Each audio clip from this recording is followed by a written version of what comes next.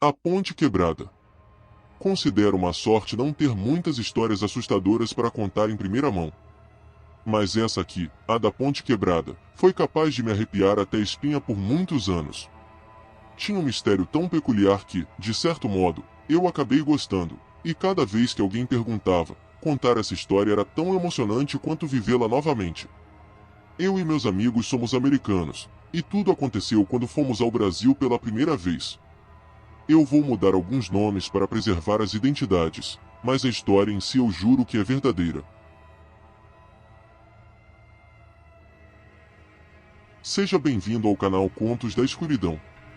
Obrigado por assistir a este vídeo, se inscrever no canal e ativar as notificações. Se gostar, lembre-se de deixar o like. Vou deixar na descrição o link para o livro Ninguém Vai Te Ouvir Gritar, de Mark Miller.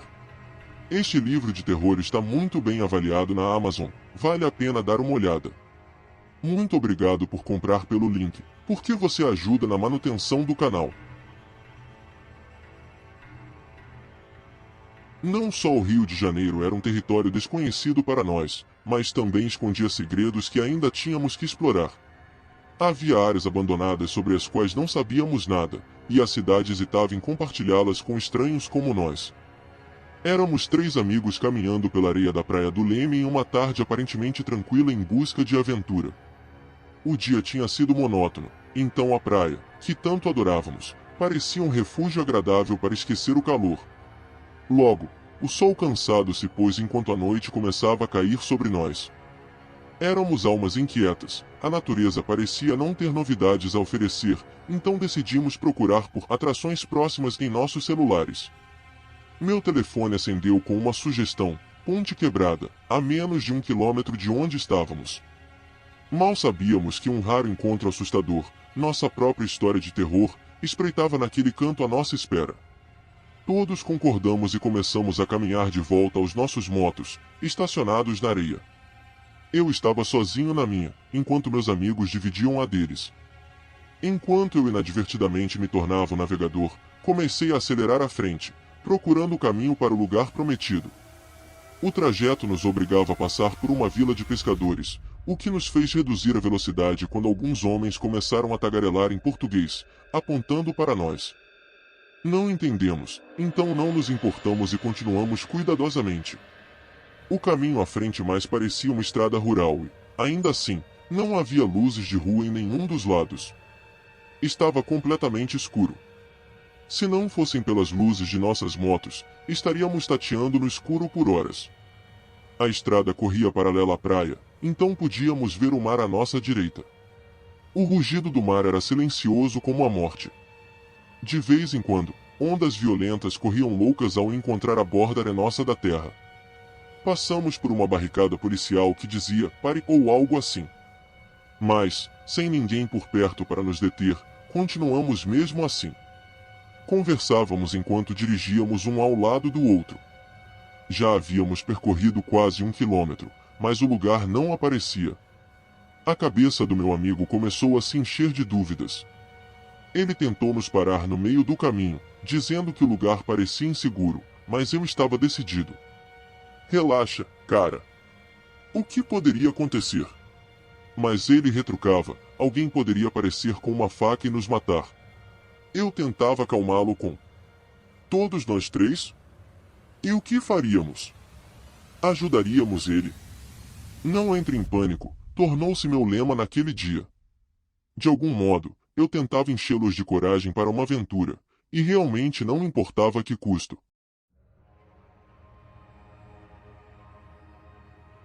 Ambos os lados da estrada eram cobertos por plantas. A flora escura nos cercava como pessoas observando enquanto nos aventurávamos no submundo. À medida que avançávamos, um dos meus amigos desistiu, dizendo: arriscamos demais. Pode haver um beco sem saída à frente, pelo que sabemos. Justamente à nossa direita, uma estrada de terra parecia nos convocar, sugerindo que talvez tivéssemos chegado ao lugar certo. No entanto, pelo que a paisagem oferecia, eu estava convencido de que não era o lugar para o qual tínhamos saído. Mas, já que os dados haviam sido lançados, decidimos fazer uma parada bem na borda da estrada de terra. Enquanto parávamos na estrada principal, tentei verificar o status do GPS. Estava ocupado localizando onde estávamos e se havíamos chegado ao nosso destino. Para minha surpresa, encontrei minha localização no GPS, o triângulo azul que mostra onde estamos, mudando abruptamente em questão de segundos. Às vezes mostrava que estávamos perto da ponte quebrada, às vezes nos mostrava a quilômetros de distância, então, às vezes era um lugar aleatório não marcado. E disso mostrando aos meus amigos, que já discutiam histórias de saques que haviam encontrado ao crescer. Então, de repente, meu celular morreu. Tentei ligá-lo, mas a bateria estava completamente descarregada. Pedi ao meu amigo para verificar seu GPS pelo lugar. Ele disse que também não estava funcionando. Implorei para que ambos seguissem minha liderança, pois queria ir à praia para experimentar uma verdadeira tranquilidade.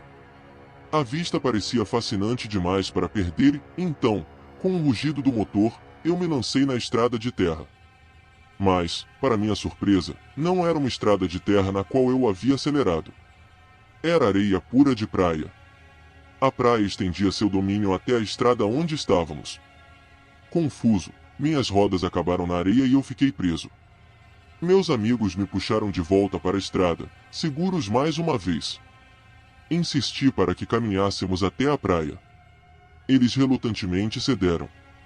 À medida que avançávamos em direção à praia, deixando nossas motos para trás, o barulho do mar começava a ficar mais alto. A luz do luar veio em nosso auxílio, agindo como nossa lanterna, e realmente não nos importamos em tirar nossos celulares para iluminar. Conversávamos sem sentido até nos aproximarmos do mar, quando de repente meus olhos caíram sobre algo preto na areia. Meu amigo ligou a luz do celular para verificar. Parecia ser um par de chinelos, bem posicionados, apontando para a praia como se alguém os tivesse tirado antes de ir nadar. Havia muitas coisas pretas espalhadas enquanto os liderava adiante. Quando me virei para verificar, meus amigos já haviam parado bem onde estavam os chinelos, dizendo, algo parece suspeito. Ele focou o lampejo de sua luz de celular nas outras coisas pretas, apenas para descobrir uma carteira, um vestido e outras roupas esfarrapadas em preto deixadas casualmente no chão. Deviam ser velhas e desgastadas, era difícil dizer. Continuei ouvindo eles ao fundo me pedindo para parar e voltar enquanto vasculhava a área por qualquer sinal de vida. De repente, meus olhos caíram sobre algo se movendo na praia, bem onde o mar tocava a areia. Era preto também. Em meio a todo esse pandemônio, apontei para a água e exclamei: "Ei, olha! Tem algo ali!" Antes que eu pudesse dizer isso, descobri que meus amigos já estavam recuando.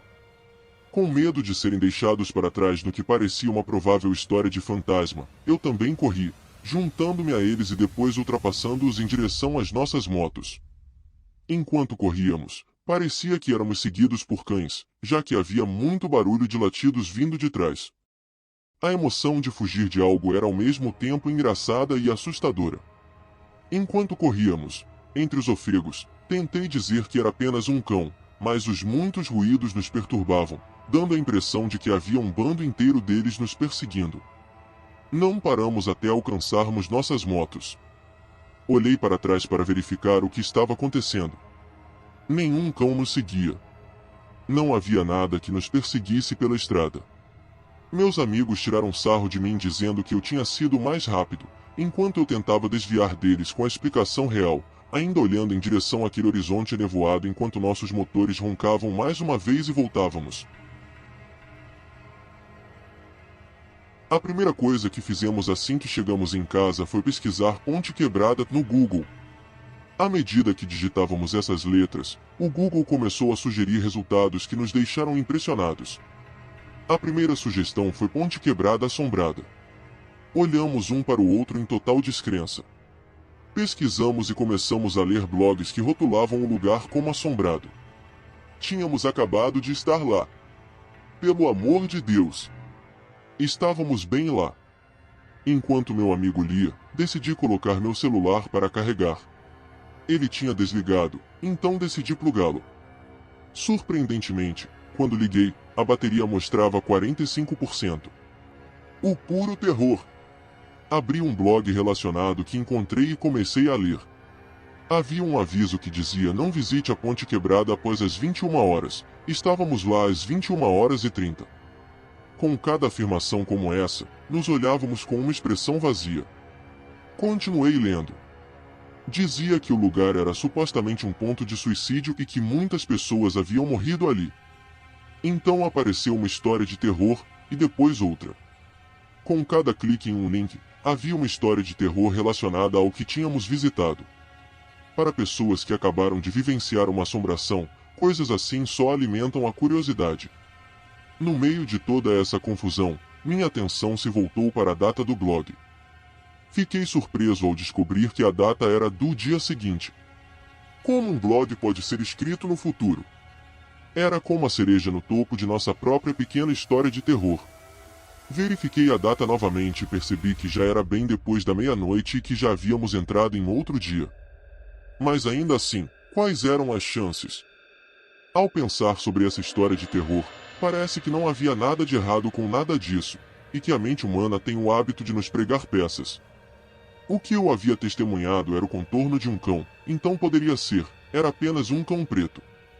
Estávamos super assustados. Acredito que isso nos fez inclinar para conclusões bizarras. Enquanto tento não me deixar levar por nossa história de terror, penso em outros fatores inequivocamente. Meu celular já estava maluco, então não foi surpresa para mim quando descobri que estava funcionando de maneira estranha. Além disso, o blog escrito tinha uma explicação. De longe, tudo que é fantasmagórico parece distante. Mas ter vivido verdadeiramente a história de terror, sentindo-a na pele, me faz lembrar que existem muitas coisas estranhas neste mundo. Muito mais do que realmente somos capazes de imaginar. Ficamos por aqui no vídeo de hoje. Se você gostou, lembre-se de deixar o like e um comentário, porque isso me incentiva a trazer mais contos de terror assustadores para você. Continue comigo em mais histórias assustadoras. Basta clicar em um dos 2 vídeos que estão aparecendo para você agora. Te vejo lá dentro, se você tiver coragem.